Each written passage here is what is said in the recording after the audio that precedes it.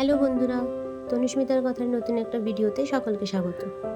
গত 22শে নভেম্বর আমাদের মন্দিরে মা তারার বাৎসরিক উৎসব ছিল, তোমরা তো জানোই। তাই সকাল থেকে চলছে আয়োজন। আলুর দমের জন্য আলু ভেজে নিয়ে এখন খিচুড়ির জন্য ডাল ভাজা হচ্ছে।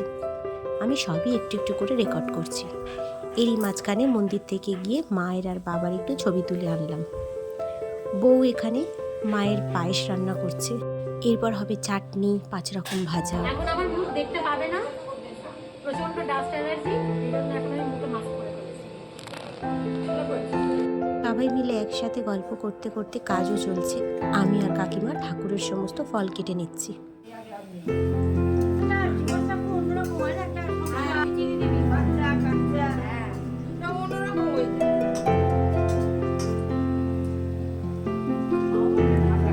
এই সময় আমি একটু ফটোও তুলে নিলাম।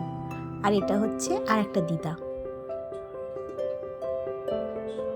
ননদিনী রান্নাঘরে চা করছে, ওর দায়িত্ব পড়েছে এটা।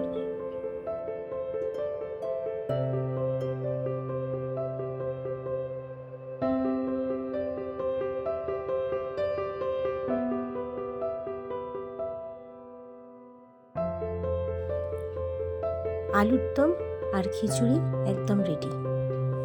এরপর পুজো শুরু হবে, তো চলো এবার মন্দিরে যাই।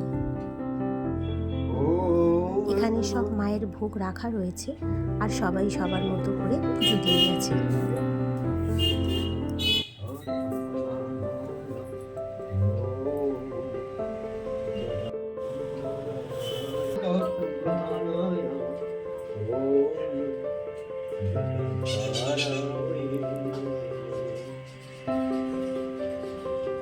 মায়ের জন্য আর বাবার জন্য মালা নিয়ে এসেছি, সেটাই এখন আমি ঠাকুরমশাইকে বললাম বাবার গলায় আর মায়ের গলায় পরিয়ে দিতে। চলো এবার পুজো শুরু হবে, তাই ফিরে আসছি পুজোর বাকি অংশটা নিয়ে।